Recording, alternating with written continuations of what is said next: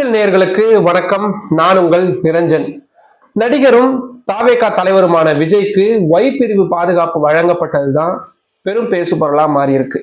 சரி, இத பத்தி டெல்லி என்ன சொல்லுது, வாங்க பார்க்கலாம்.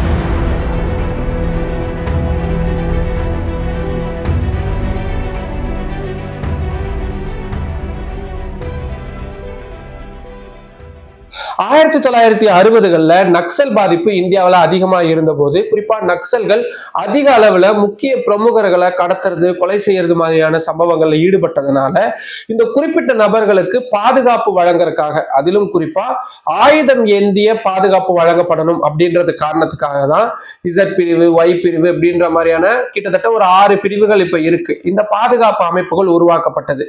அதுக்கப்புறமா இந்திரா காந்தி சுட்டுக் கொல்லப்பட்டதுக்கு அப்புறமா சிறப்பு பாதுகாப்பு படை உருவாக்கப்பட்டு பிரதமருடைய நெருங்கிய உறவினர்கள் இல்ல அதிக அளவுல பாதுகாப்பு கொடுக்கப்படணும்னு இருக்கக்கூடிய நபர்கள் மாதிரியான சிலருக்கு மட்டும் இந்த எஸ்பிஜி பாதுகாப்பு அப்படின்றது கொடுக்கப்பட்டிருந்துச்சு. பிரதமர் நரேந்திர மோடி தலைமையிலான அரசின் போதுதான் ராகுல் காந்தி, சோனியா காந்தி மாதிரியான முக்கிய தலைவர்களுக்கு வழங்கப்பட்டு வந்த இந்த எஸ்பிஜி அப்படின்ற இந்த பாதுகாப்பு முறை மாற்றப்பட்டது, இல்லாட்டி நீக்கப்பட்டதுன்னு சொல்லலாம். அதெல்லாம் பெரிய விவாதமாச்சு. அதெல்லாம் கடந்த கால நிகழ்வுகள்.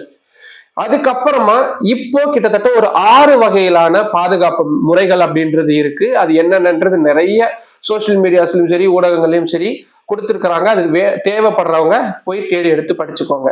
சரி, இப்போ ஏன் விஜய் அவர்களுக்கு இந்த பாதுகாப்பு கொடுத்திருக்கிறாங்க அப்படின்றதுதான். சரி, இந்த பாதுகாப்பை யார் கொடுப்பாங்க? மத்திய உள்துறை அமைச்சகம். மத்திய உள்துறை அமைச்சகத்துக்கு கீழே இருக்கக்கூடிய இன்டெலிஜென்ஸ் பியூரோல இருக்கக்கூடிய ஒரு குறிப்பிட்ட பிரிவு தான் இந்த பாதுகாப்பு யார் யாருக்கு வழங்கப்படணும், எப்படி வழங்கப்படணும்ன்ற மாதிரியான விஷயங்களை செய்வாங்க. அவங்க அதுக்காக ப்ளூ புக் அப்படின்ற ஒரு புக்கை மெயின்டைன் பண்ணுவாங்க. இதுல யார் யாருக்கெல்லாம் எந்த அளவுக்கு த்ரெட்டன் இருக்கு, யார் யாருக்கெல்லாம் அதிக பாதுகாப்பு கொடுக்கணும், என்ன காரணங்களுக்காக அவங்களுக்கு பாதுகாப்பு கொடுக்கணும் அப்படின்ற மாதிரியான விவரங்கள்லாம் இருக்கும். ஒரு குறிப்பிட்ட காலத்துக்கு அப்புறமா அவங்க அதை ரிவ்யூ பண்ணுவாங்க. அந்த குறிப்பிட்ட நபருக்கு பாதுகாப்பு இன்னும் தேவைப்படுதா இல்ல தேவைப்படலையா அப்படின்னு. தேவைப்படலை அப்படின்னும் பட்சத்துல பாதுகாப்பு விலக்கி கொள்ளப்படும். அப்படிதான் சில ஆண்டுகளுக்கு முன்னாடி அப்போ சட்டமன்ற எதிர்கட்சி தலைவராக இருந்த மு.க. ஸ்டாலின் அவர்களுக்கும் முன்னாள் முதல்வராக இருந்த ஓ பன்னீர்செல்வம் அவர்களுக்கும் வழங்கப்பட்டு வந்த இப்படியான சிறப்பு பாதுகாப்பு விலக்கி கொள்ளப்பட்டது பெரும் சர்ச்சையா மாறினதெல்லாம் நம்ம பார்த்திருப்போம். அப்படி த்ரெட்டன் அதிகமா இருக்கு அப்படின்ற அடிப்படையில தான் விஜய் அவர்களுக்கு இந்த பாதுகாப்பை வழங்க மத்திய உள்துறை அமைச்சகம் முன் வந்திருக்கிறாங்க. சரி, உள்துறை அமைச்சகத்தில் இருக்கக்கூடிய சில அதிகாரிகள்கிட்ட நம்ம அது சம்பந்தமா ஆஃப் ரெக்கார்ட், அதாவது கேமரா இல்லாம தனிப்பட்ட முறையில நம்மளுடைய இன்ஃபுளுன்ஸை பயன்படுத்தி சில பேர்கிட்ட பேசும் பொழுது அதுக்கான காரணங்கள் என்ன அப்படின்றத நமக்கு சில தகவல்கள் கிடைச்சிருக்கு. அந்த வகையில சமீபத்துல பரந்தூர் விமான நிலைய போராட்ட களத்துக்கு விஜய் அவர்கள் போயிருந்த போது அவரை ரொம்ப கிட்ட நெருங்கி பார்க்கக்கூடிய சூழல் அப்படின்றது இருந்திருக்கு. அங்க வந்த கட்டுக்கடங்காத கூட்டம் இன்னொரு மிக முக்கியமான காரணமா இருந்திருக்கு. அவரை நோக்கி சில பொருட்கள் எரியப்பட்டிருக்கு, துண்டு, பூ, இந்த மாதிரியான விஷயங்கள்லாம் எரியப்பட்டது. அது அவரை டைரக்டா ஹிட் பண்ணக்கூடிய தூரத்துலதான் இருந்திருக்கு. அவருடைய தொண்டர்கள் அப்படின்ற மாதிரியான விஷயமா இருந்தாலும் கூட இது எல்லாமே பாதுகாப்பு சம்பந்தமான விஷயங்கள் அப்படின்றதுல கவனம் கொள்ளக்கூடியதா இருக்கும்.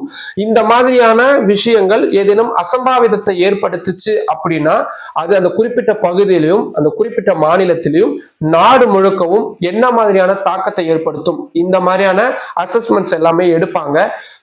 நடிகர் விஜய் அவர்களுடைய பிரபல்யம், அவருக்கு வரக்கூடிய கூட்டம், அவருக்கு இருக்கக்கூடிய கட்சி வட்டாரம், இது எல்லாத்தையுமே அனலைஸ் பண்ணி தான் இவருக்கு இப்படியான ஒரு த்ரெட்டன் இருக்கிறதுக்கான வாய்ப்பு இருக்கு அப்படின்ற மாதிரியான முடிவுக்கு மத்திய உள்துறை அமைச்சகம் வந்திருக்காங்க. அதுக்கு முன்னாடியே தமிழ்நாடு தலைமைச் செயலாளர், காவல்துறை தலைவர் உள்ளிட்டவர்கிட்டையும் ஆலோசனை நடத்தினதாகவும் சொல்லப்படுது. எந்த அடிப்படையிலனா எந்த அளவுக்கு கூட்டம் வருது, கட்டுக்கடங்காத கூட்டமா இருக்கா, அது அக்சஸ் பண்ணக்கூடிய விஷயமா இருக்குதா அப்படின்ற மாதிரியான ரிப்போர்ட்டுகள்லாம் வாங்கியிருக்கிறாங்க. ஊடகங்கள்ல வந்த தகவல்கள், போட்டோகிராஃப்ஸ், வீடியோகிராஃப்ஸ், ஏற்கனவே ஐபியில் இருக்கக்கூடியவங்க எடுத்து அனுப்பின ரிப்போர்ட், இப்படி எல்லாமே அனலைஸ் பண்ணப்பட்டு தான் கடைசியில இந்த பாதுகாப்பு அப்படின்றது அவருக்கு கொடுக்கப்பட்டதா நமக்கு தகவல்கள் கிடைக்கப்படுது. இதுல இன்னொரு மிக முக்கியமான விஷயம், வரக்கூடிய நாட்கள்ல அவரு தமிழ்நாடு முழுக்க சுற்றுப்பயணம் மேற்கொள்ள போறதாகவும் அவர் அறிவிச்சிருக்கக்கூடிய சூழல்ல எந்தெந்த பகுதிகளில் அவருக்கான அச்சுறுத்தல் அதிகமா இருக்கு அப்படின்ற விஷயங்களும் அனலைஸ் பண்ணப்பட்டிருக்கு. சோசியல் மீடியால விஜய் அவர்களுக்கு எதிராக வரக்கூடிய கருத்துக்கள், குறிப்பா அவருக்கு எதிராக வரக்கூடிய தாக்குதல் நடத்துவோம் அப்படின்னு அப்படின்ற மாதிரியான கருத்துக்கள் எல்லாத்தையுமே ரொம்ப கவனமா அணுகி இருக்கிறாங்க. ஏன்னா அசம்பாவித சம்பவம் ஏற்படாமல் தடுக்கிறது ரொம்ப ரொம்ப முக்கியம். இப்போதைக்கு அச்சுறுத்தல் இருக்கிறதுக்கான வாய்ப்பு இருக்கிறதா தான் மத்திய உள்துறை அமைச்சகம் பார்க்கிறாங்க. அந்த காரணத்துக்காக தான் மத்திய உள்துறை அமைச்சகம் இந்த முடிவுக்கு வந்திருக்கிறாங்க. இதுக்கு அரசியல் ரீதியிலான காரணங்கள் நிறைய சொல்லப்பட்டாலும் கூட நம்ம அதிகாரிகள் வட்டத்துல கேட்கும் பொழுது இந்த தகவலை இந்த காரணங்களுக்காக தான், அவருக்கான அச்சுறுத்தல் இருக்கு அப்படின்ற காரணத்தை நாங்கள் உறுதிப்படுத்தி இருக்கிறோம். அந்த அடிப்படையில் தான் இந்த பாதுகாப்பு அப்படின்றது வழங்கப்படுது அப்படின்றது தான் டெல்லி வட்டாரங்கள் மூலியமா நமக்கு கிடைக்கக்கூடிய தகவலா இருக்கு.